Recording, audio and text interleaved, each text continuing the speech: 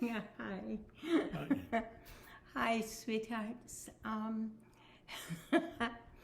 Finally, you get to see the two of us together, and we want to tell you about what we call sacred holidays.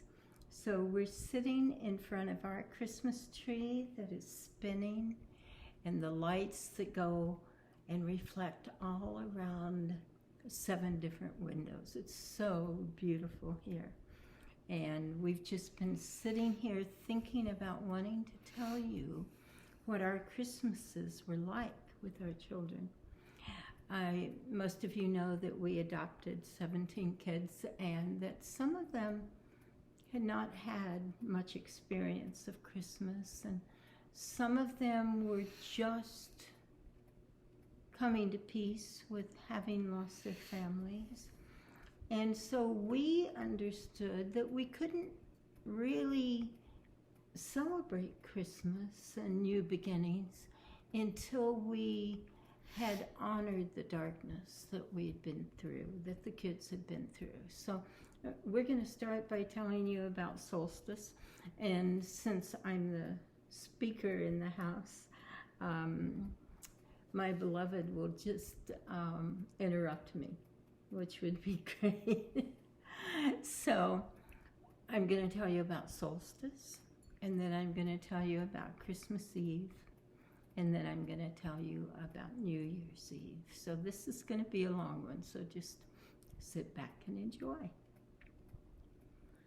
So on Solstice, we would gather in a circle, all 17 kids, and very often their birth parents and our friends and their godparents, and just all these people. We'd gather together and we would just sit in total darkness. And our children ranged in age from newborn up to 16 or 17. Yeah, and so we would gather and we would sit in darkness. And I know that people often believed, before we had electricity and such things, that the most powerful time of our lives was at night when it was dark and when we weren't interrupted by other people's thoughts. And so we would sit down with the kids and we would each say, "Tell me what you learned from the darkness of this year. Tell me how you honor the darkness of this year." And of course, that took courage. And so some of the kids, they just arrived and they were dealing with losing their families. And they were dealing with having been hurt, sometimes violently, in their families and their foster homes. Yeah. And it took so much courage for them to say, for them to go to the place of knowing that there had been so much darkness, so much hurt in their lives that year. And yet we understood that you couldn't really celebrate Christmas unless you honored the hard stuff also. So we would sit there, and very often the kids would come to us, especially if it was a boy, he'd come to you. Yeah, and if it was a girl, she'd come sit in my lap. And they would just sit there, and I was amazed because there were probably 30 people there, and some were so young. And they would say, "This is the year that I figured out that my parent had given me away or hurt me." And then we just sit there and let that kind of sink in.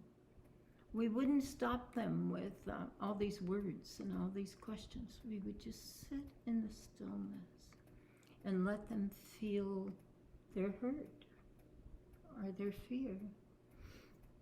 And it wasn't easy for us either, you know. So, let's see. By the end of the evening, and it usually took, I don't know, an hour and a half or so, they would run out of things that they had the courage to admit. And yet, very often they'd come up to one of us and say it for me. And, you know, you never quite knew how much they were ready to face right then. But we sat in the darkness, and at the end, do you remember the song we used to sing? Shine through me. Oh, shine through me. Yeah. And we promised them that the light was returning on Solstice, but first we had to honor the dark that we'd all been through. And so the big kids would take them by the hand in the dark and take them to their rooms. And they would go to sleep, and sometimes you could hear them crying because they had just faced something that they had not quite put into words and feelings before. And I know you would think that maybe this wasn't necessary, but we understood what it took for these kids to heal. And so we had said to them, okay, for the next 3 days, anything that comes up in your life that you haven't come to peace with yet, just come and tell us. And so for 3 days, right before Christmas, for 3 days, once we had given them permission to go to that place of woundedness, they didn't celebrate, they didn't get ready for Christmas and Santa Claus. I was amazed, I was in awe that you would hear for the next 3 days, you would hear a child crying, or a child would bring up to us a drawing that they had made, or a story that they wanted to tell us. And even though we were trying to get ready for Christmas for that many kids, our job then was to just be totally present for them. Just listen to any memory that they wanted to bring up. And on Christmas Eve, you could feel them turning back towards the light. And so on Christmas Eve, we would gather and we'd say, okay, you did so great facing your darkness. And now it's time to celebrate because new beginnings are happening. And so we would have a source candle in the center of the room, and we would hand each of them a candle with tinfoil on it so that it wouldn't drip on them. And we would say to them, we invite you to move to joy. To move.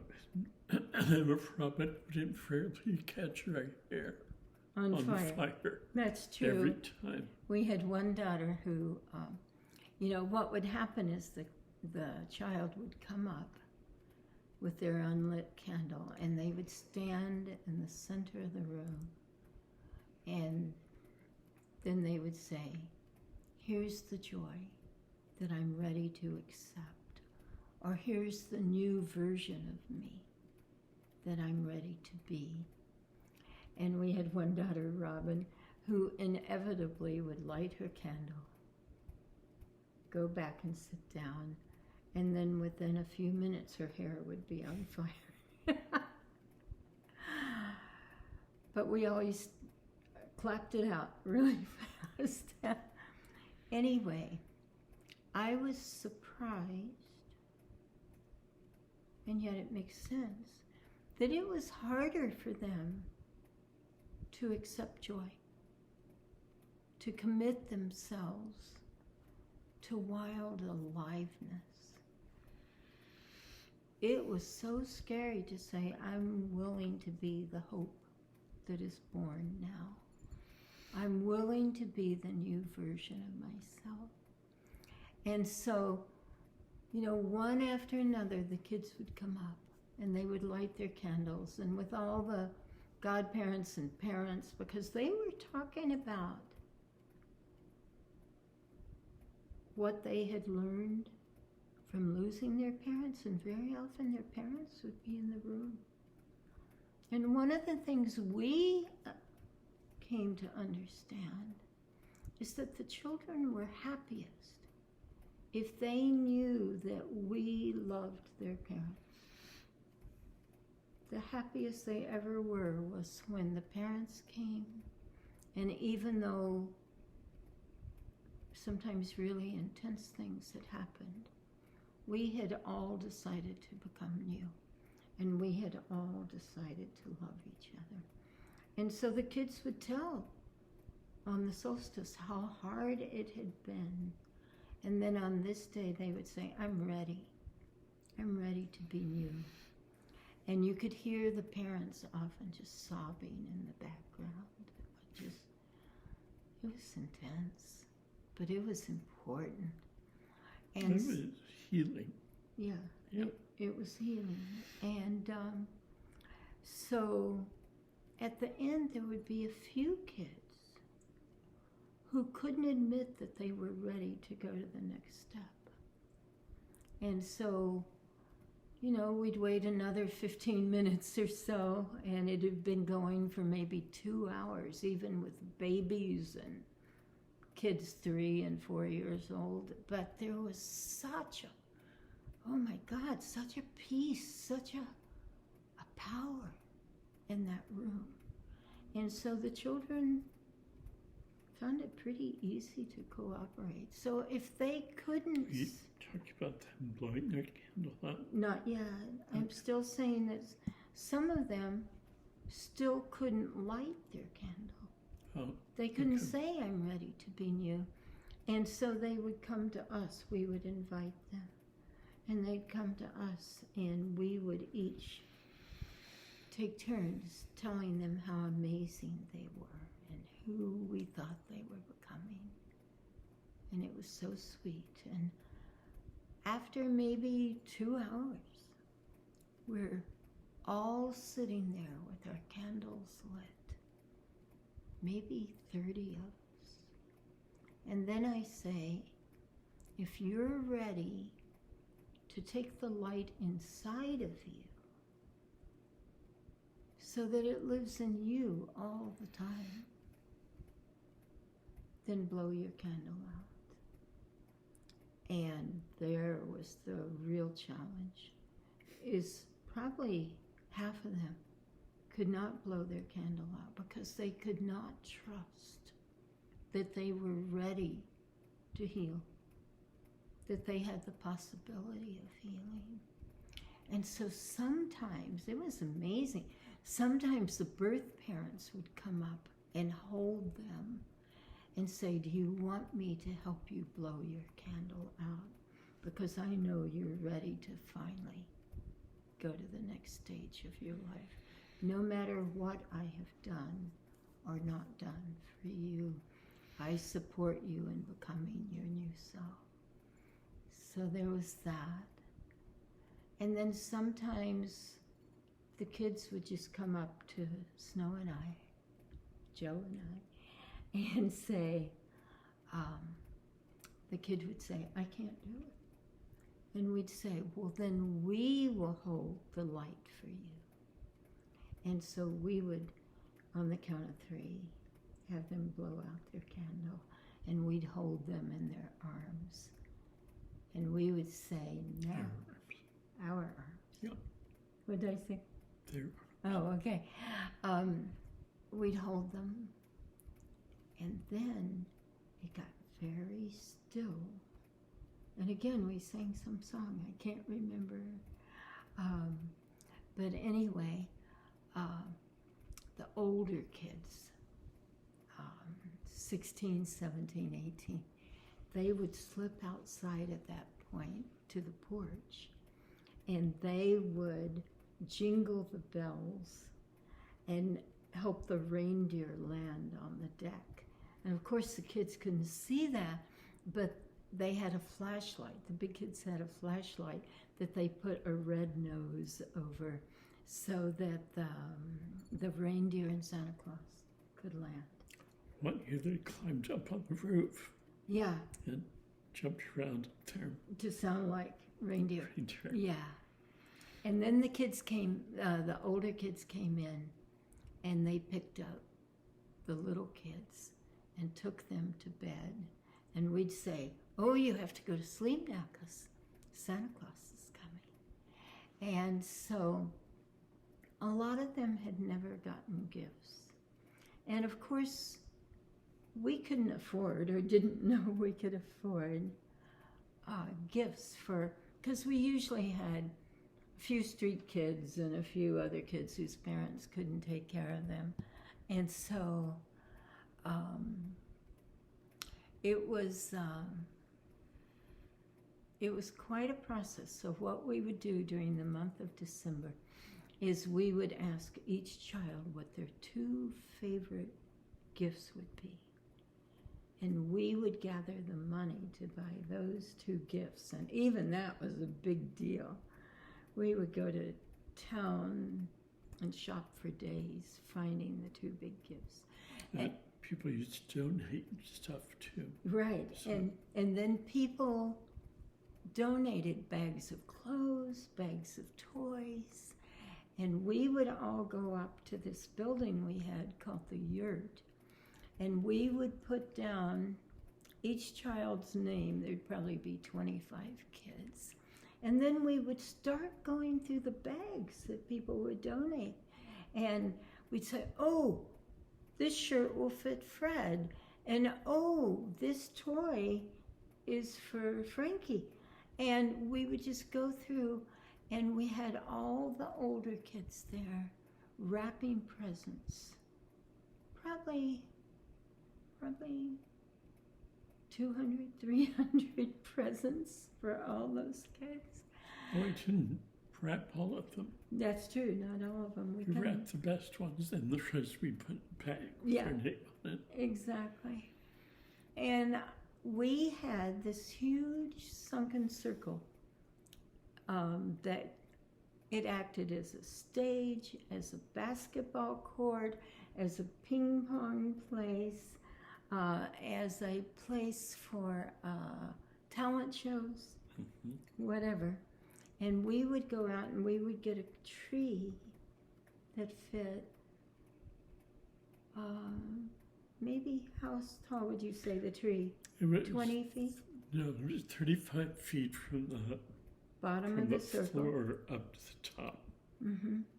So we would go get a huge tree off of our land. And then the kids would make these loops of construction paper. And all that month, we had said, write the name of somebody you love, or write the name of somebody you still need to forgive. Write the name of someone you miss.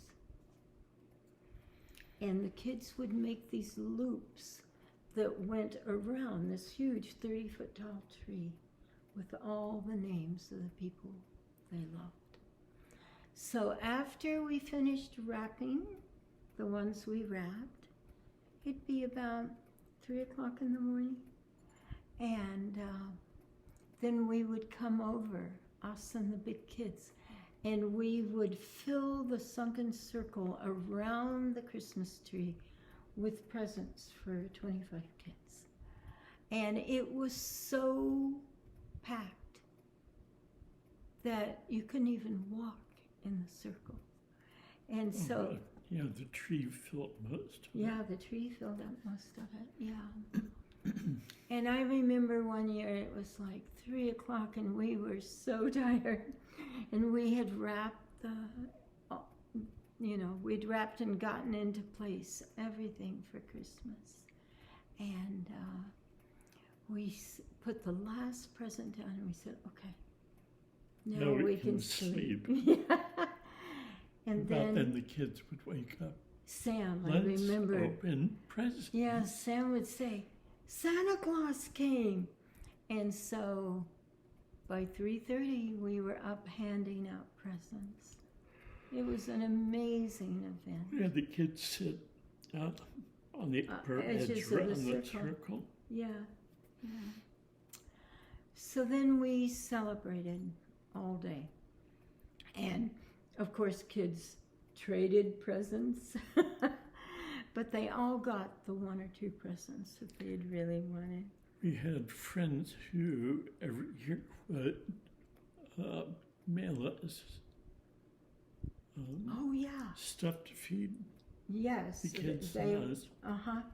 They would make all of these coffee cakes and things, breakfast stuff, and mail it to us, and we would sit up and eat that. And then after everybody had opened their presents, then we talked about the meaning of Christmas and what it meant about Jesus. But our kids were from all different religions, and so we would bring in all the different religions that represented our kids and let the kids understand how they all, in the winter, were about new beginnings, hoping that we could learn to love.